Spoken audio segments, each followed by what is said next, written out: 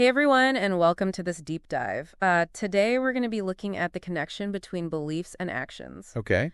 We've got some really cool source material here about personal growth and mindset, and I think it's going to be really fascinating. Yeah, I'm excited to dig in. I think a lot of people have felt like their thoughts are kind of holding them back, or have wondered, like, how do successful people make things happen? Right. And that's what we're going to unpack today. It is interesting because we often just operate on autopilot, you know, and we let those beliefs just dictate our actions without even realizing it. Right. It's like we've got this invisible script running in the background, and it's like shaping our reality. That invisible script idea, I love that. Yeah. The source that we're looking at today really emphasizes how powerful our beliefs are, but it also points out that not all beliefs are accurate. Yeah, that's a key point. Right. Sometimes our beliefs are based on things that happened to us in the past or things people have told us, Right. not necessarily the truth. Not necessarily true. Exactly. So, like, for example, Yeah. imagine, a kid who's told that they're not good at math. Oh, yeah, They could carry that with them their whole lives. absolutely. And avoid anything that involves numbers, Totally. even if they could be amazing at it. It's a self-fulfilling prophecy almost. Yeah, so how do we uncover these hidden beliefs that might be holding us back? Yeah, how do we, dig them up? Right. The source calls them thought gremlins. Have you ever come across one of those? Oh, thought gremlins all the time. Really? Yeah, those sneaky little negative thoughts that pop up, like, oh, you can't do that. Uh-huh. I remember when I was starting out in my career, I had this thought gremlin that kept telling me I wasn't experienced enough Oh. to take on leadership roles. Oh, wow. So, How'd you deal with that one? what really helped was, challenging that belief. I really tried to focus on my strengths, on the things I had accomplished. Okay. So I started keeping what I called a success journal. Ooh, I like that. And I would just write down, all the things I was proud of, both big and small. That's a great strategy. It's like you're putting that thought gremlin on trial. Exactly. Trying okay, prove it. Where's your evidence, buddy? Right. Yeah. What do you think is the biggest mistake people make when they're trying to identify their limiting beliefs? I think the biggest mistake is people not being honest with themselves. Oh, interesting. Yeah. It could be really uncomfortable to face those negative thoughts. Yeah, I know. So a lot of times people just kind of try to brush them aside or say, oh, it's not a big deal. Yeah, But until we really acknowledge those beliefs, we can't actually challenge them. that makes sense. It's like trying to fix a leaky faucet without turning off the water. Oh. You might be able to patch it up for a little bit, but the problem's going to keep coming back. Yeah, until you address that root cause. Exactly. That's a great analogy. So we've identified those limiting beliefs. Now what? The source says it's time to shift our perspective. Yeah. Time for a new outlook. It's like trading in that old script for a new one that actually empowers us. Like a rewrite. A total rewrite, right? But how do we actually go about doing that, rewriting that script? Well, the source actually gives some really practical strategies. Okay. The first one is to just actively challenge those negative thoughts. Every time a thought gremlin pops up, you have to ask yourself, is this thought helpful? Is this even true? Uh-huh. And, a lot of times when we actually examine those negative thoughts, Yeah. we realize they're based on, fear Oh, yeah. or assumptions, not facts. Okay, so it's like we have to fact check our own thoughts. Exactly. But what if those thoughts keep coming back? Yeah. Like it's this constant battle. It can feel like that. Yeah. That's where affirmations come in. Okay. The source talks about how repeating positive statements can actually rewire our brain, Even if we don't believe them at first. even if we don't believe them at first. Yeah. Okay, so it's like we're creating a new groove in a record. Exactly. With enough repetition, those positive thoughts, they become like the dominant soundtrack in our minds. Yes, I love that analogy. But I think some people might be rolling their eyes at this, I think affirmations, Yeah, like, oh, come on, that's a little too... a little woo-woo. Yeah. It can feel like that, but there's actually a lot of science that backs it up. Really? Yeah, when we repeat these positive statements, we're literally creating new neural pathways. Wow. And the more we use those pathways, the stronger they become. So it's like building a mental muscle. Yeah. The more we exercise those positive thoughts, the stronger they get. And the easier it is to swat away those thought gremlins. Yeah, okay, that makes sense. And speaking of building mental muscles, the source also talks about developing a growth mindset. Okay, I've heard of that. What is that? So it's about seeing challenges and setbacks as opportunities to learn and grow. Instead of failures. Exactly. Okay. It's about embracing the journey, knowing there are going to be bumps along the way. That's a big shift in perspective. It is, but it's so important. Yeah. And even more importantly, it's about realizing that our abilities aren't fixed. you know. Okay. We can always learn and grow and improve. I love that it's so empowering. It is. To realize we have so much power to shape our own destinies. Absolutely. It's not just about our actions, but also our beliefs. Totally. So we've challenged those thought gremlins. We've adopted a new perspective. And now how do we take those beliefs and turn them into actions of our lives? That's the exciting part. That is the exciting part. Let's get into it. Yeah. Yeah, it really is the exciting part.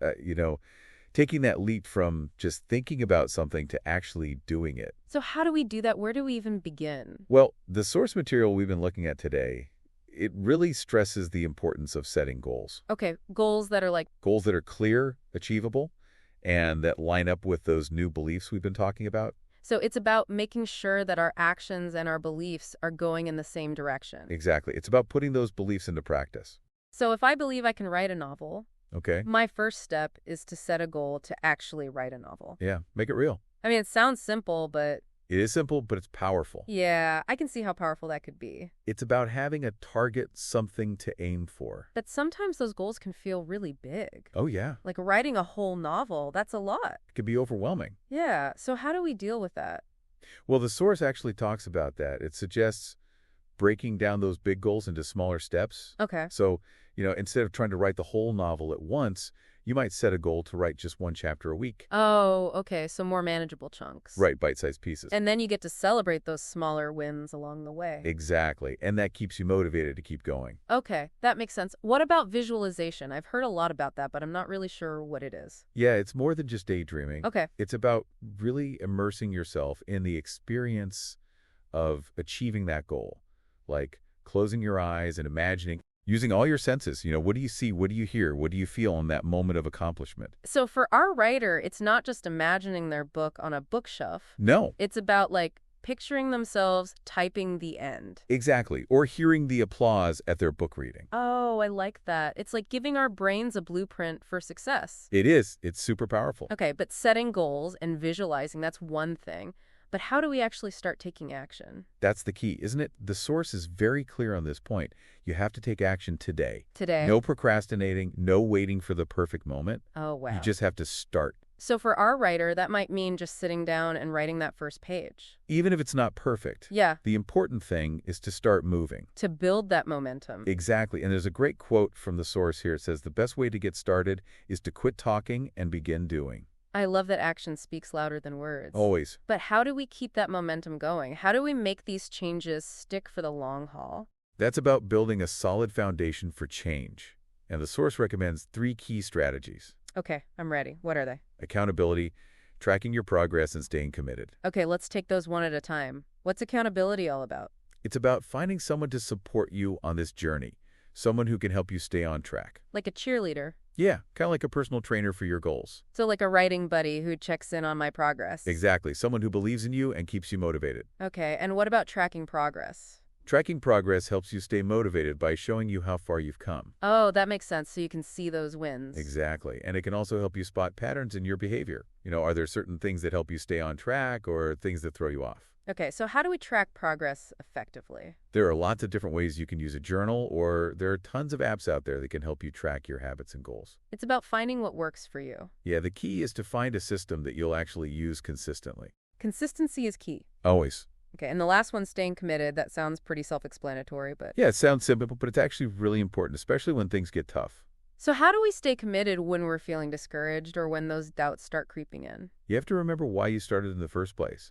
Reconnect with that vision for your future. Oh, it's like renewing your vows with your goals. I like that. Yeah. It's about reaffirming your dedication even when things get challenging. Because this is a marathon, not a sprint, right? Exactly. There will be times when you want to give up, but those are the times when your commitment really matters. This has been so insightful. I feel like we've covered so much ground today. Yeah. From identifying those thought gremlins to taking action and staying committed for the long haul. Yeah, we've really mapped out the journey. What's the most important message you want our listeners to take away from this conversation?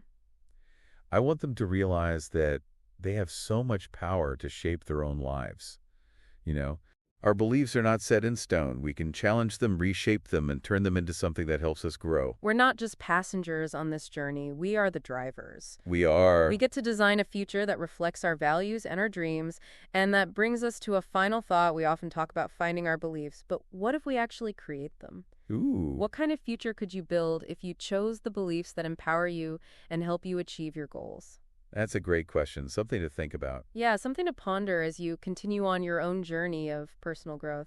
It's incredible to think we have so much power to shape our own lives, but, sometimes it feels like we're trying to climb Mount Everest all alone.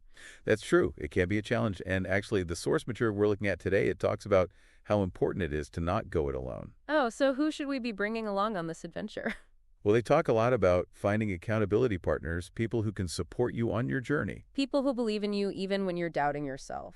Exactly. Someone to cheer you on and, give you a little nudge when you need it. So mentors, friends, coaches, that kind of thing. Yeah, or even like a whole community of people who are working towards similar goals. Okay, so we've got our team now. How do we make the most of them? The source suggests having regular check-ins, where you share your progress, celebrate your wins, and maybe brainstorm solutions to any challenges you're facing. It's like having a personal board meeting for your own growth. I like that. And speaking of being proactive, the source also mentions tracking our progress. Right. Why is that so important? Well, it helps us stay motivated because we can see how far we've come. Oh, okay, like a visual reminder of all those wins. Yeah, and it can also help us see patterns in our behavior, like what helps us stay on track and what throws us off course. So how do we track progress effectively? Any tips? It could be as simple as keeping a journal or, there are tons of apps out there that can help you track your habits and your goals. The key is to find what works for you, right? Exactly, a system that you'll actually use.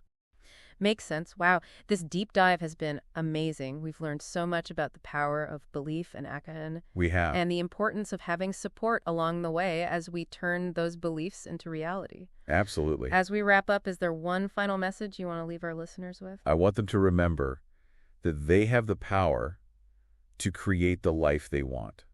Okay. Our beliefs are not fixed. We can change them and we can use them to make positive changes in our lives. We're not just passengers on this journey. We are the drivers. Exactly. We get to design our own future, a future that aligns with our values and our dreams. I love that. Thanks for joining us, everyone, on this deep dive into the fascinating world of beliefs and actions. It's been a pleasure. We hope you've learned some valuable tools and insights to help you create a life that reflects your true self. Until next time. Keep believing, keep growing, and keep diving deep.